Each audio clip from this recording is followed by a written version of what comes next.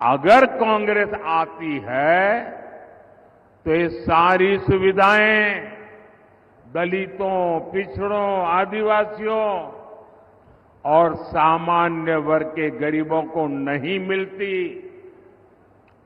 कांग्रेस की चले तो गरीब कल्याण की योजनाओं का लाभ भी धर्म के आधार पर देती, क्योंकि कांग्रेस तो डंके की चोट पर यही कहती है कि देश के संसाधनों पर पहला हक मुसलमानों का है।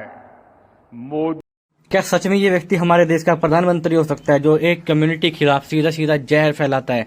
2017 में जो चुनाव हुआ था दोस्तों, पहले 2014 में, तो उसमें इसने कब्रिस्तान 80-90% इस तरह के इनडायरेक्ट तरीके से मुसलमानों को टारगेट किया था। लेकिन अब की बार ये मुसलमानों को सीधा नाम लेकर टारगेट कर रहे हैं और हिंदुओं को डरा रहे हैं कि अगर सरकार कांग्रेस की बनती है तो आपका सारा अधिकार छीनकर, संपत्ति छीनकर मुसलमानों को दे देगी और मुसलमानों को एक विलन के रूप में दिखाने की कोशिश कर रहा है ये बंदा। और ये वही कर रहा है जो हिटलर ने यहूदियों के साथ जर्मनी में किया था। लोगों को ब्रेन वॉश कर दिया है, लोगों को डर दिखाया जा रहा है कहीं मुसलमान आपके सारे संसाधनों पर कब्जा कर लेंगे। मुसलमानों को एक विलन बनाकर दिखाया जा रहा है। आपको एक वीडियो दिखाता हूं उनके सच की। इलेक्शंस के पहले फेज में बीजेपी के लिए चिंताजनक साइंस देखे गए और हमारे प्रधानमंत्री मोदी इतना बौखला गए कि राजस्थान के चुनावी भाषण में खुल्लम खुल्ला झूठ बोलने लगे।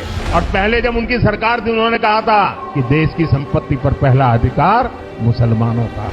यही झूठ व्हाट्सएप पर भी बहुत फैलाया जाता है दोस्तों, कि हमारे पूर्व प्रधानमंत्री मनमोहन सिंह देश की सारी संपत्ति मुसलमानों को देना चाहते थे। जानते हैं इसके पीछे की सच्चाई क्या है? दिसंबर 2006 में प्रधानमंत्री मनमोहन सिंह ने क्या कहा था अपने भाषण में?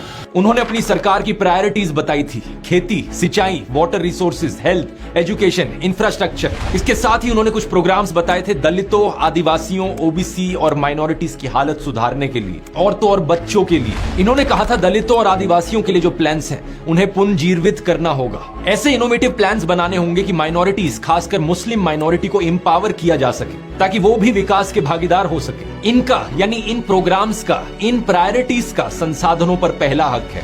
एटा से बात साफ है दोस्तों कि दलित, आदिवासी, ओबीसी, मुस्लिम और औरतें, जिन सेक्शंस का मनमोहन सिंह ने जिक्र किया था, वो सब शिक्षा और रोजगार के मामले में पीछे रहे हैं। अगर उनको साथ में लाने को उन्होंने सरकार की प्रायोरिटी बताया तो कौन सा गुनाह कर दिया? किसानों की बात करी, स्वास्थ्य और शिक्षा को प्रायोरिटी बताया तो क्या गलत किया?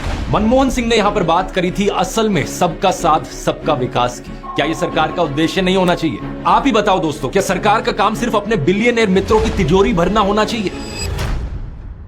तो सुना आप लोगों ने सच, और ये सच सुनकर अंधभक्तों को तो कोई फर्क नहीं पड़ता। लेकिन मैं आपको यहाँ बता देता हूँ यार, क्यों ये मोदी जी हमारे ऊपर, मुसलमानों के ऊपर इतनी लांछन लगाते रहते हैं, हमको विलन बनाकर दिखाते रहते हैं। क्या हम इस देश के वासी नहीं है?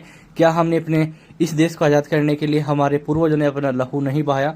क्यों ये हमको एक बहुसंख्यक आबादी के सामने विलन बनाकर दिखा रहे हैं? और प्रधानमंत्री को शोभा कब से देने लग गया झूठ बोलना?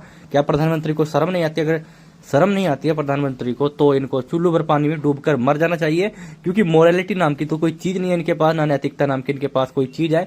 ये बस नफरत फैलाते हैं, झूठ बोलते हैं, झूठ बोलते हैं और झूठ बोलते हैं।